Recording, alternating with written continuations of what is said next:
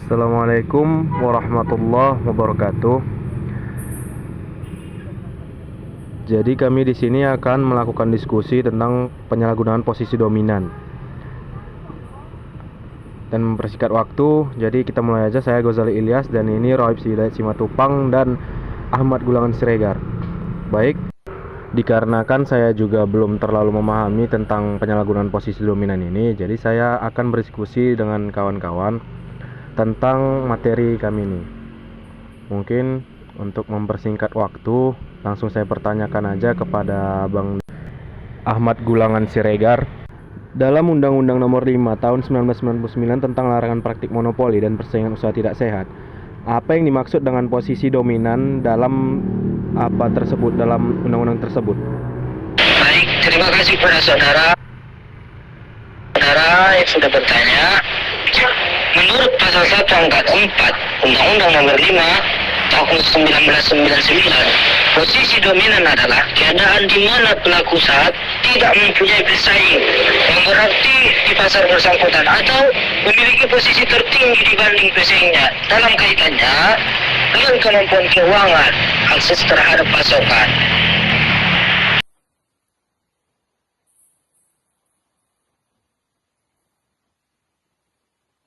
Berarti dia yang tertinggi gitu, dia yang menguasai pasar gitu.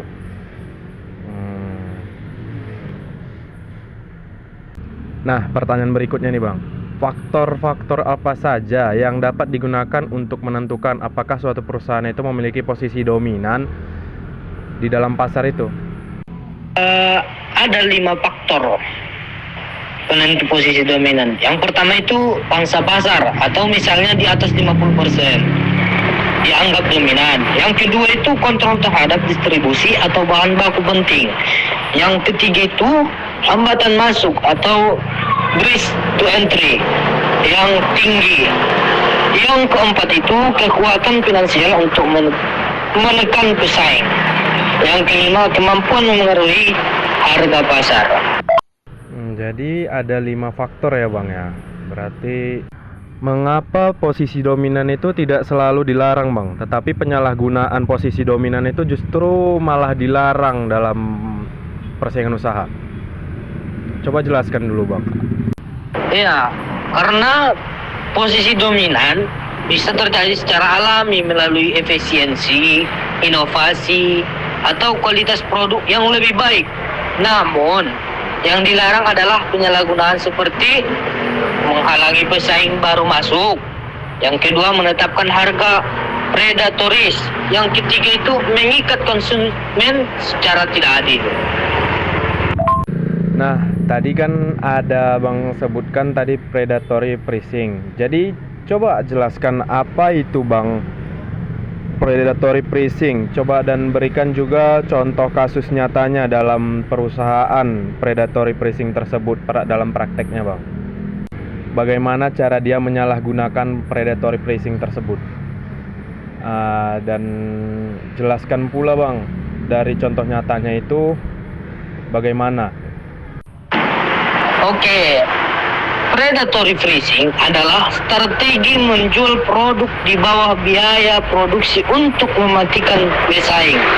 Setelah pesaing keluar, perusahaan dominan akan menaikkan harga tinggi. Contohnya itu kasus Microsoft di Eropa yang dianggap menyingkirkan pesaing dengan bootleg Internet Explorer gratis, sehingga pesaing browser lain sulit bersaing. Berarti mereka itu hanya perusahaan satu-satunya di situ ya Bang. Nah, coba nih Bang, mengapa larangan rangkap jabatan? Larangan rangkap jabatan itu dapat mencegah penyalahgunaan posisi dominan ini dalam suatu perusahaan Bang. Dan pengaruhnya itu juga apa gitu? Oke, baik.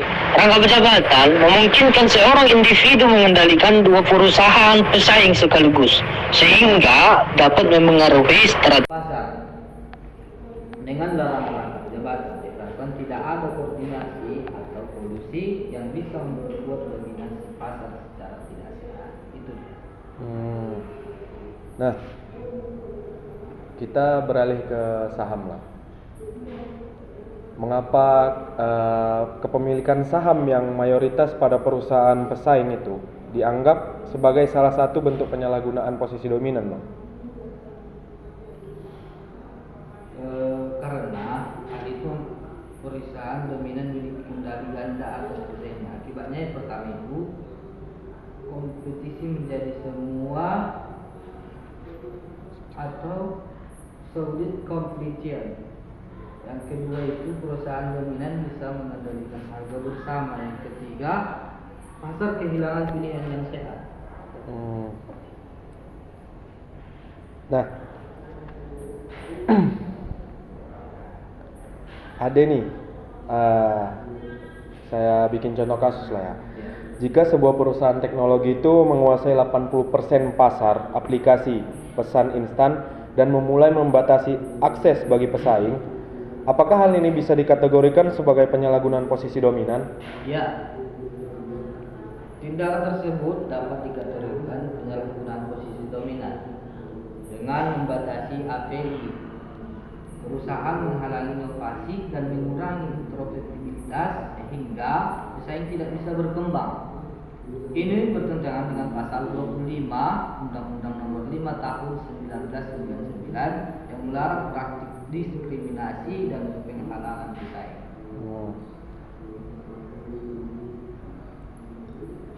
Nah, kita arahkan dulu ke instansi. Jadi, adakah atau bagaimana peran Komisi Pengawasan Persaingan Usaha atau KPPU itu dalam menangani dugaan penyalahgunaan posisi dominan di Indonesia? Peran KPPU itu yang pertama mengawasi pasar dan mengatasi dugaan dominasi. Yang kedua menerima laporan dari masyarakat atau pelaku usaha. Yang ketiga itu melakukan penyelidikan dan persidangan untuk menentukan tidaknya pelanggaran. Yang kelima menjatuhkan sanksi administratif atau denda ganti rugi. Berarti KPPU itu berperan penting lah Iya. untuk. Nih, contoh kasus lagi nih, menurut Abang lain.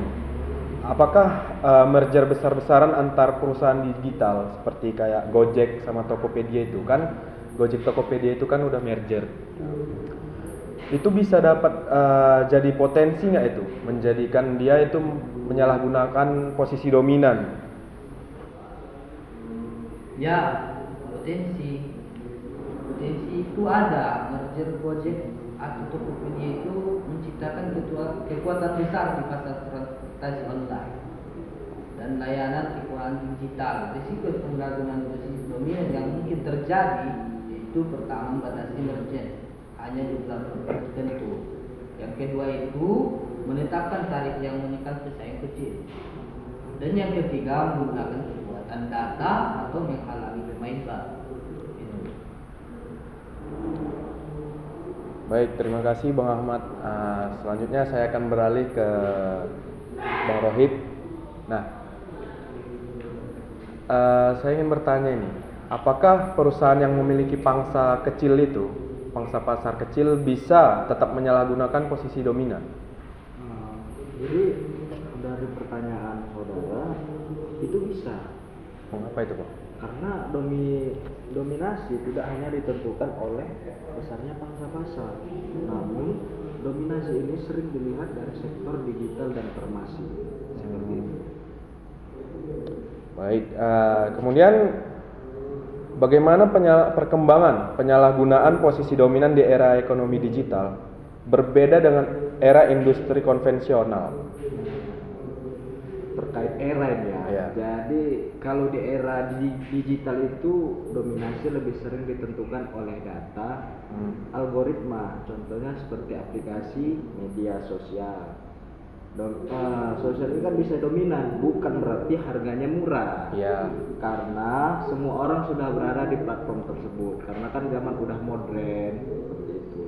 Kalau di era konvensional, dominasi lebih terkait dengan sumber daya fisik seperti bahan baku atau modal yang besar. Seperti itu, Bang. Oh, berarti masyarakat zaman sekarang itu pada beralih ke era digital lah ya. Iya betul Bang, karena mengikuti perkembangan zaman sekarang. Berarti perusahaan itu nggak boleh terpatok di industrial aja, mereka harus berkembang ke era digital juga. Betul. Kemudian terkait kondisi, apakah ada kondisi di mana penyalahgunaan posisi dominan itu justru bisa memberikan manfaat bagi konsumen? Nah, kalau dalam jangka waktu pendek, misalnya lah kayak seperti predator versi, membuat konsumen menikmati harga yang sangat murah. Namun, kalau di jangka panjang, dominan biasanya perusahaan itu menaikkan harga yang tinggi, sehingga konsumen akhirnya dirugikan, jadi manfaatnya hanya sementara lah, seperti itu. Berarti kembali ke jawaban Bang Ahmad tadi ya, kalau dia jangka pendek itu dia ke predatory piercing ya, karena harganya murah ya. Betul. Oke. Kemudian selanjutnya, bagaimana hubungan antara barrier to entry yang kayak abang bilang tadi jangka panjang dengan penyalahgunaan posisi dominan? Nah, kalau barrier to entry ini memperkuat posisi dominan karena menghalangi pesaing baru yang masuk. Jika perusahaan dominan kemudian menggunakan strategi seperti eksklusivitas kontrak, diskriminasi harga, maka hal itu menjadi bentuk penyalahgunaan. Jadi kalau barrier to entry ini seperti pintu masuk yang sulit Bang, dan penyalahgunaan dominan atau pagar tambahan yang dipasang agar pesaing benar-benar tidak masuk. Seperti itu Bang. Berarti mereka itu menghalangi lah ya pesaing baru. Betul, Bang. Ya, seperti pintu dia. Ya. Kemudian selanjutnya, gimana cara kita itu membedakan antara strategi bisnis agresif yang betul-betul sah dengan penyalahgunaan posisi dominan ini? Jadi strategi sah ini Bang bertujuan untuk meningkatkan efisiensi dan memberi nilai tambahan pada konsumen. Misalnya menurunkan harga karena efisiensi produksi. Sementara kalau penyalahgunaan dominan ini bertujuan untuk menyingkirkan pesaing dengan cara yang tidak wajar. Nah, seperti itu Bang. Jadi kuncinya ada pada niat, intention, dan dampak efek pada persaingan. Oke. Nah, ya, selanjutnya, apakah penyalahgunaan posisi dominan ini bisa terjadi di sektor BUMN atau enggak, Bang? Jadi kalau untuk itu Bang, itu bisa Bang. Kenapa? Karena BUMN ini memegang monopoli ilmiah alamiah. Jadi misalnya seperti listrik, itu kan ada PLN, mereka kan memonopoli, tidak ada konsumen yang lain untuk memegang perusahaan tersebut. Jadi berpotensi menggunakan posisi dominannya, gitu ya. Menyalahgunakan posisi dominannya. Nah, pertanyaan terakhir nih Bang, ke luar negara lah. Boleh Bang. Nah, bagaimana pandangan hukum persaingan usaha internasional, misalnya kayak contohnya Uni Eropa atau Amerika Serikat, terhadap penyalahgunaan posisi dominan ini? Jadi di pasal 102 Treaty on the Functioning of the European Union, Uni Eropa gitu sebutnya ya, itu melarang penyalahgunaan posisi dominan dengan menekankan perlindungan persaingan dan konsumen.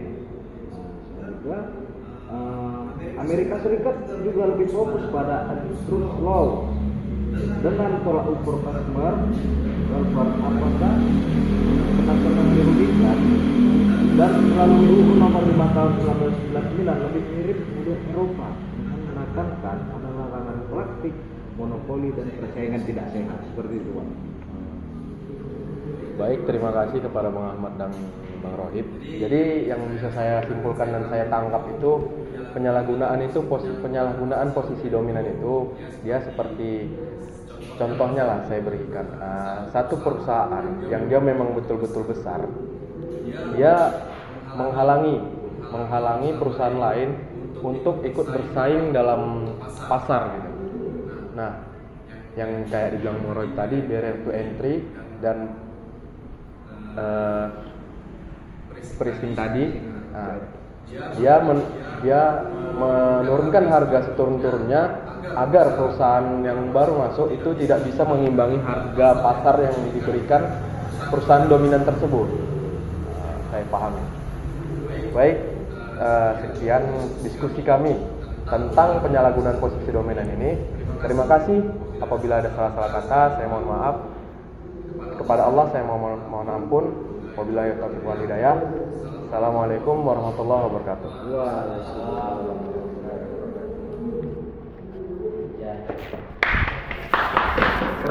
Keren. Bisa dikat. Bisa itu. Apa itu?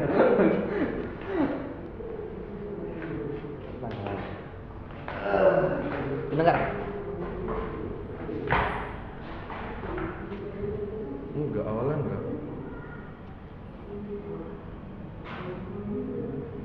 Anjing, kedengaran. Paling udah gema kan ruangannya. Keras nih. Duduknya keras. Enggak lah. Enggak dengar men. Tadi gua rekam juga. Rekam suara. Oh bisa nggak kalau rekam